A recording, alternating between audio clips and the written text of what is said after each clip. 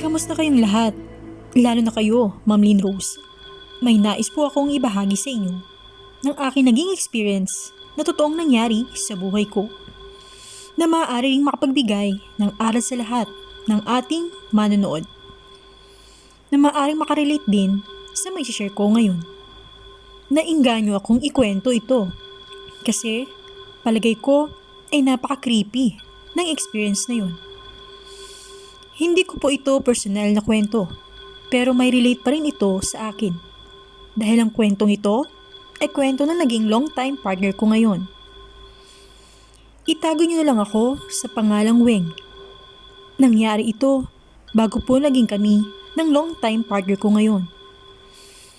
Ako'y taga Surigao del Sur at napagpasyahan ko na lumipat noon sa Bukidnon dahil parehas nang namatay ang mga magulang ko. Kung kaya't, doon na ako nakapaghanap ng trabaho sa Bukidnon, sa mismong lugar ng relative ng ama ko. Doon ko nga nakilala ang long time partner ko ngayon. Naitago na lang natin sa pangalang Dave. Madalas ko siya napapansin noon sa tindahan. Sa tuwing dumaraan ako roon para sana bumili ng anuman. At kapag papasok na ako sa aking trabaho, madalas siyang umiinom ng alak noon. Napakasungit pa nito noon ni hindi nga nito magawa na lumingon sa akin. Samantalang lahat ng mga kasama nito sa inuman ay binabati ako sa tuwing dumarating ako o dumaraan sa pwesto nila. Madalas ko siyang napapansin na napakalungkot niya.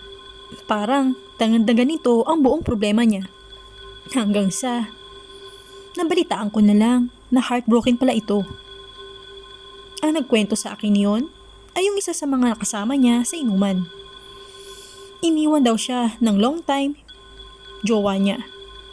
Nang pinagpalit daw ito sa isang AFAM o foreigner na nakilala niya sa online. Saka nagpunta ng London para sa magandang kinabukasan na hindi kayang ibigay daw ni Dave. Nang nalaman ko yun, ay nalungkot ako bigla para sa kanya. Nang nagtagal na rin ako ng halos ilang linggo sa lugar nila, ay bigla akong nireto ng tita ko kay Dave kasi magkasing baryo lang kami. Pero hindi ko pa niyon nakikitaan na interesado sa akin si Dave. Kahit inaasar pa ako sa kanya ng mga kapitbahay namin. Ang tanging naikwento na lang sa akin ni Dave noon, kaya ganun siya sa akin, eh dahil may nakilala raw siya na halos kamukha raw na naging ex-girlfriend niya. Na isa ring dalagita na nakatira sa kabilang baryo. Masyado raw itong heartbroken sa long time jowa niya. Pero nung nakilala niya yung babae na yon, na halos kahawig nito, ay parang ito ang nagsilbing rebound niya para mawala ang sakit sa kanyang dibdib. Madalas daw dumaraan si Dave noon sa isang lawa para tuntunin ang isang bukid doon kung saan siya ay nagsasaka. May sarili silang palayan noon kasi nagbebenta rin sila ng bigas sa merkado. May farm din sila ng koprahan. Kahit na may pag-aari, na ganoon ang pamilya ni Dave, ay nagawa pa rin siyang iwan ng long time jowa niya para sa isang foreigner. Isang beses daw, may nakita siyang babae na humihingi ng tulong. Nang napadaan siya roon, malapit sa lawa. Natapilok daw ang babaeng yon na malapit sa isang lawa. Agad niya raw itong nilapitan. Napansin niya raw na marami siyang daladalang prutas. Napinitas pa niya sa ilang mga puno na naroon sa loob ng kagubatan na nadaraanan namin.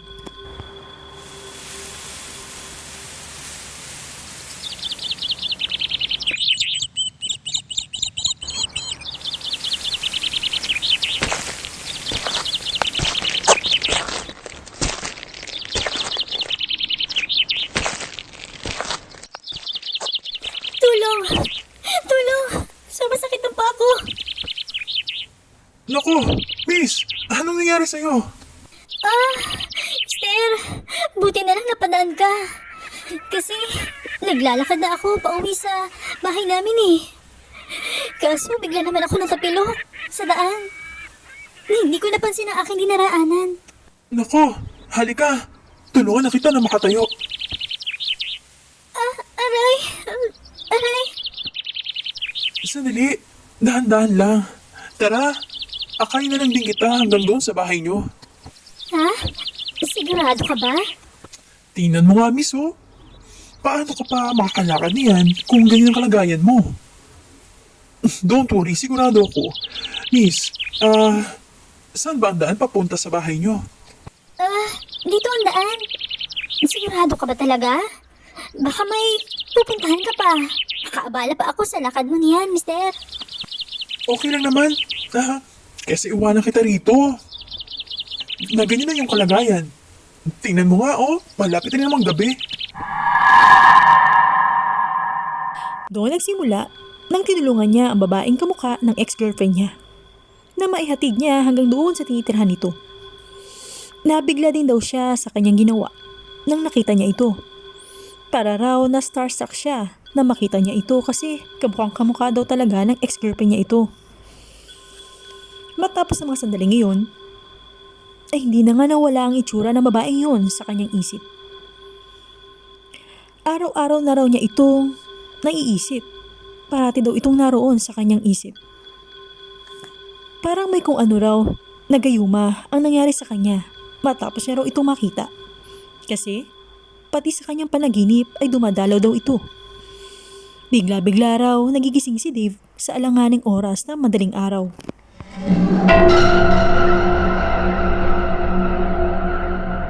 Minsan pa raw, may naririnig daw siya na isang huni o bulong. May tumatawag daw sa kanyang pangalan. Ilang araw siyang nababagabag dahil doon. Kung kaya't minsan, dumaan siya ulit sa dati niyang dinaraanan, muli na naman niyang nakita ang babaeng yun. Sa pagkakataong yun, ay nakita niya raw ito na naglalaba sa isang lawa.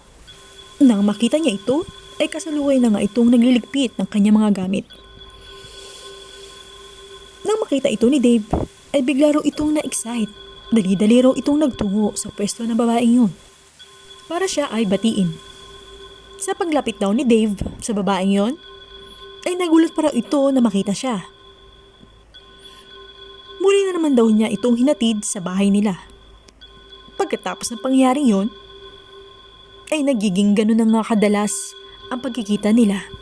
Pumaparoon siya sa gupat sa mismong bahay ng babaeng yun para lang sadyain siya.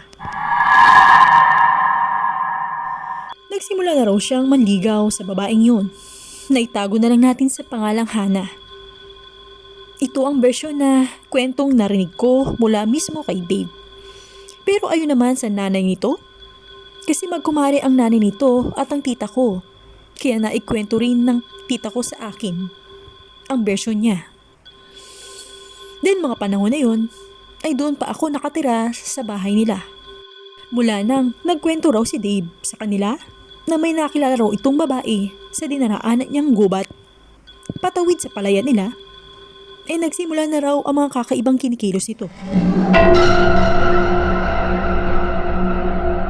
Madalas daw nila nakikita si Dave na nag-sleepwalking sa hating gabi palabas ng bahay nila. Tapos, nang makita raw ito ng nanay niya, ay dali-dali niya raw itong sinusundan kung saan ito pupunta. Minsan daw, tinatawag niya ito pero hindi raw siya nito pinapansin. Tapos tuloy-tuloy lang ito na naglalakad papunta sa madilim na parte ng gubat malapit sa bahay nila.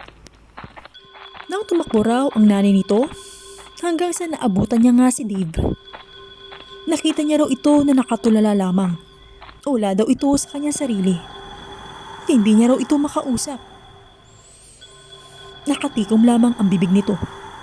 Sinubukan daw nito na sampalin ng malakas ang kanyang anak, pero hindi pa rin ito natinag. Nakatulala pa rin ito hanggang sa nagpasya na lang ang kanyang ina na hatakin na lang ang kanyang anak na si Dave pabalik sa bahay nila. Kinabukasan ay bumabalik pa rin naman daw ito sa kanyang sarili. Pero hindi niya na raw maalala ang mga nangyari sa kanya ng nakalipas na oras. Dadaan pa raw ang nakalipas na mga araw, makikita na lang daw ng mga kapatid ni Dave na natatagpuan nila ito minsan na nasa ilalim ng puno. Kinabukasan, nakabulagta raw ito. Saka ito gigising na hindi niya na maalala kung paano siya nakarating doon. Doon sa tapat na isang napakalaking balete. Di kalayuan sa bahay nila. Parang nahihipnotismo raw ito sa pagsapit ng hating gabi. Sa mga sandaling iyon, parang may biglang nagbalik sa alala ko. Parang napatotohanan nga ng kinuwento ng nanay ni Dave sa tita ko ang mga nalaman ko. Dahil minsan, kapag umuwi ako ng alanganin na sa oras, na halos umaabot ako ng madaling araw, ay minsan nakakasalubong ko nga si Dave sa kalsada. Namataan ko siya na minsan siyang naglalakad ng nakatulala sa kalsada. Halata sa kanyang mukha na wala ito sa kanyang sariling katinuan. Diretso ang tingin nito, blanko ang emosyon nito at sobrang seryoso. Halos wala itong kakurap-kurap habang naglalakad ito. Ang pinaka-worst pa ay yung bigla na lamang siya tatawid ng kalsada. May napansin ako, segundo lang. May nakita akong shadow na tila ba may sumasabay sa paglalakad ni Dave. Naroon sa gilid nito. Sa tuwing nagbiblink ako ng aking mga mata, bigla itong nawawala. Tapos makikita ko ulit ito. Bigla nanginig ang buong katawan ko. Nanlamig ang pakiramdam ko. Parang may kumokontrol sa mismong katawan ni Dave. Nakita ko si Dave. Biglang tumawid ng kalsada. Tapos may biglang sumulpot na humaharurot na sasakyan. Natakot ako para sa buhay nito. Sinigawan ko siya. Sigaw lang ako ng sigaw pero ayaw niya humarap sa akin. Wala talaga siya sa kanyang sarili. Naisip ko na lang na kailangan ko na siyang rescuehin. Wala na akong sinayang pa na pagkakataon, kundi tumakbo sa mismong kalsada. Bago pa masagasaan si Dave, napatakbo na lang ako ng mabilis. Itinulak ko siya ng biglaan sa kabilang kalsada. Nagpagulong-gulong kami hanggang sa tumama kami parehas sa gutter ng kalsada. Oh no.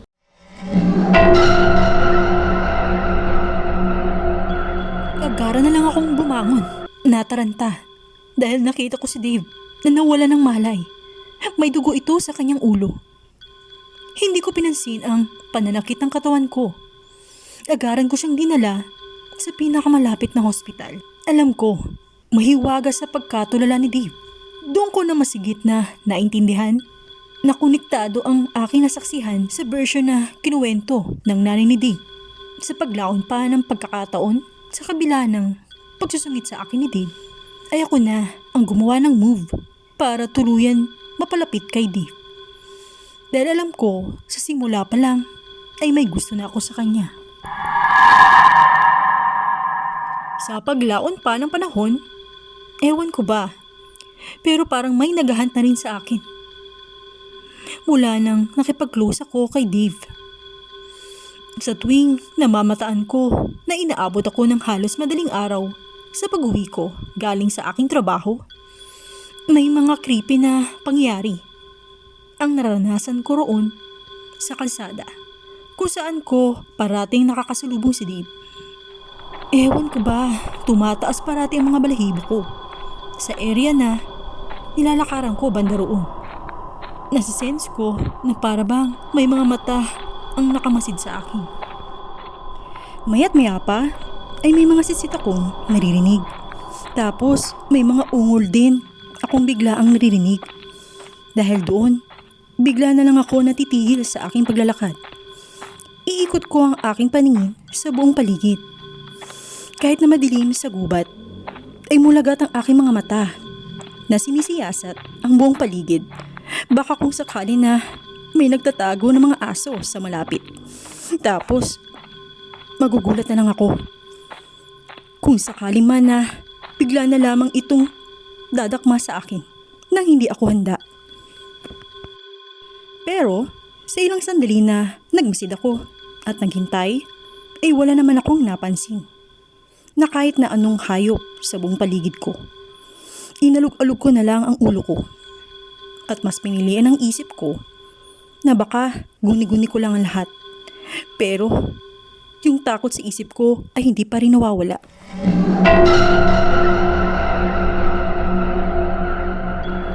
Parating ganoon ang routine sa ilang gabi na lumipas. Pero ewan ko ba, ang tigas pa rin ng ulo ko.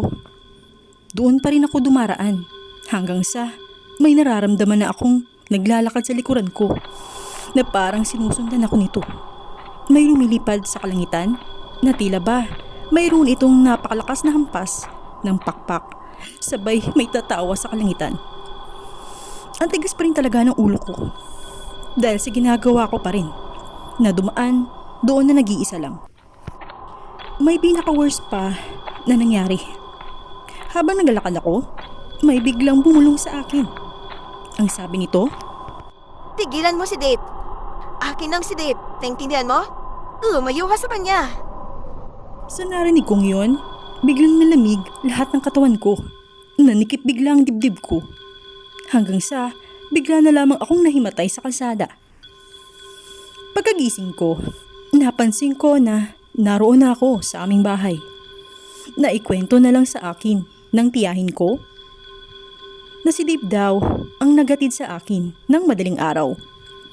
Ang dagdag pa ng tita ko ay napadaan daw si Dave. Saka nga niya akong nakita na nakabulagta na sa kalsada. Kaya nagmadali itong buhatin ako. Saka inuwi roon sa bahay. Tulala ako na umagang yun habang kinakausap ako ng tiyahin ko sa nangyari sa akin ng nakalipas na mga oras. Inalala ko kung ano ang tunay na naganap sa akin na mga oras na yun. Naalala ko, may bumulong sa akin. Ang creepy. Boses babae. Ito'y galit na galit. Sa tindi ng energy nang galing ito sa akin, halos kinahimatay ko na iyon. Sa mismong araw na iyon, ay wala akong ibang ginawa, kundi ang hanapin si Dave.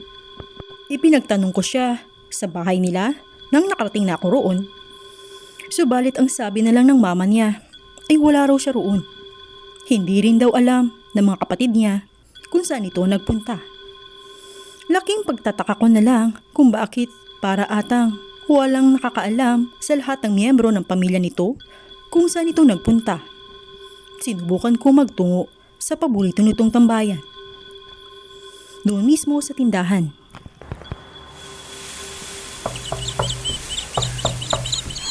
Yes, Iha. Anong bibihin mo? Magtatanong lang po sana ako kung napansin ko ba na napadaan po rito si Dave kanina? Naku, Iha, hindi. Ganun po ba? Sige po, maraming salamat po. Pinuntahan ko rin lahat ng mga kaibigan nito sa inuman. Saka pinagtatanong-tanong ko sila pero wala talaga silang alam kung nasaan ito. Hinayaan ko na lamang ito saka ko muli bumalik sa bahay ng tita ko. Sa pagsapit pa ng dapit hapon, dinala na lang ako na instinct ko na magtungo sa loob ng gubat. Hindi ko maintindihan pero kahit hindi ko pa mawari ang buong katotohanan, ay bumaroon pa rin ako. Dinala ako ng mga paa ko malapit sa isang bangin. Saka naman sa di kalayuan ay may isang napakalaking puno ng balete ang nakatayo roon. May nakita akong tao na nakatayo sa isang napakalaking balete. Tapos, para itong may kinakausap sa kanyang harapan, may nakita ako na parabang may nakatayo roon na nakaharap sa kanya. Ewan ko ba, after ko mahimatay sa kalsada, parang mas tumalas ang six senses ko. Mas naging malinaw na ang mga nakikita ko na nakakatakot na hindi kayang makita na ilang normal na tao.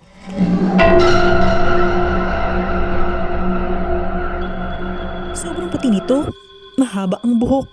Mas matangkad pa ito kay Dave. Di bale, si Dave nga ang nakita ko. Lahat sa kanya ay maputi.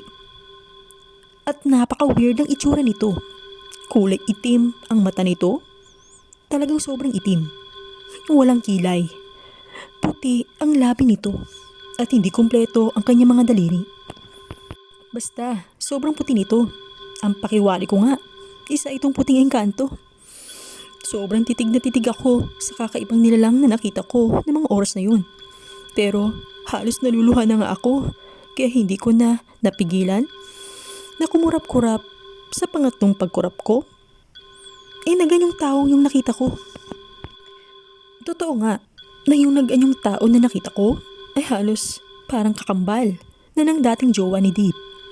Doon ko nga higit na naunawaan na niloloko lang pala si Dave ng isang lamang lupa. Oh no. Nagaan yung tao ang mapanil lang na lamang lupa na yon para tuksuhin at kontrolin si Dave. Muli akong nagblink ng aking mga mata. Saka muli nagbalik sa anyong puting engkanto ang kausap ni Dave na mga oras na yon. Halos binalot ako ng takot. Naligalig na ako. Gusto kong sumugo sa kinaroroonan ni Dave. Pero halos binabalot ako ng sobrang takot. Parang napako na ang aking mga tuhod sa aking kinaroroonan. Nakita ko na lang si Dave na naglalakad papunta sa gawin ng bangin. Sa bawat pagblink ng aking mga mata, parang nag-isa na tuloy ang puting engkantong yon at si Dave. Sumanib ito sa katawan ni Dave.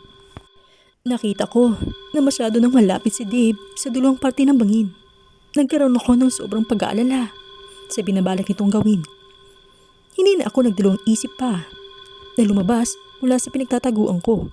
Saka nga ako tumakbo ng matuling upang siya ay pigilan sa kanyang balak na mangyari.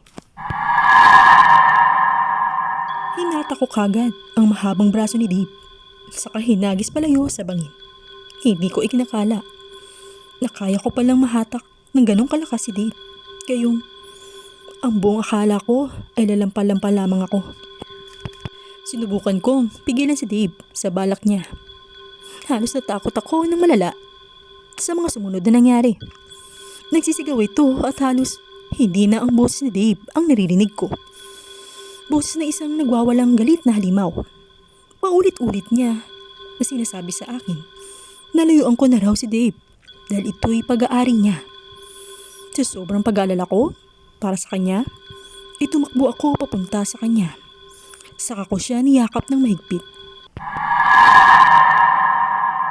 Hindi ko napansin na sumabit pala sa botones ng kanyang damit ang kwintas kong suot. Isa itong krus. Sa pagkalas ko sa kanya ay napigtas ito mula sa aking leeg. Saka ito napasuot sa loob ng kanyang damit. Napahiyaw ito ng malakas. Halos magwala ito sa initan na kanyang sinisigaw. Napansin ko na umuusok ang katawan ni Dave. Naalala ko na, yung klase ng kwintas na aking suot-suot ay pang exorcism. Ito ay may basbas sa isang cheap exorcist. Kung kaya't ganun na lamang ang naging reaksyon nito pagkatapos itong dumikit sa kanyang katawan. Sigaw lang ito ng sigaw hanggang sa nahimatay na rin ito. Dahil doon ay agaran kong tinawagan ang mga kapatid ni Dave para rescuehin kami sa loob ng nasabing gubat. Pagkarating nila, ay agad nga nila binuhat si Dave sa kanila inuwi sa kanilang bahay. Muntik nang tumalon sa bangin ng mga oras na yon si Dave dahil sa posesyon ng isang punting engkanto. At dito na po nagtatapos ang naging experience ko. Hopefully po ay may natutunan kayo. Hi po, kamusta po kayong lahat? Nagustuhan niyo po ba ng aking isinare na kwento sa inyo? Kung ito inyong nagustuhan, huwag niyo pong kalimutan na mag-subscribe sa aking YouTube channel, mag-like, i-share ito, at mag-comment kung may nais po kayong sabihin. Hopefully po, huwag niyo rin pong kalimutan na i-click ang bell para always po kayong ma-notify sa mga susunod pa na experiences ang aking i-share sa inyo. Maraming salamat po and have a good day!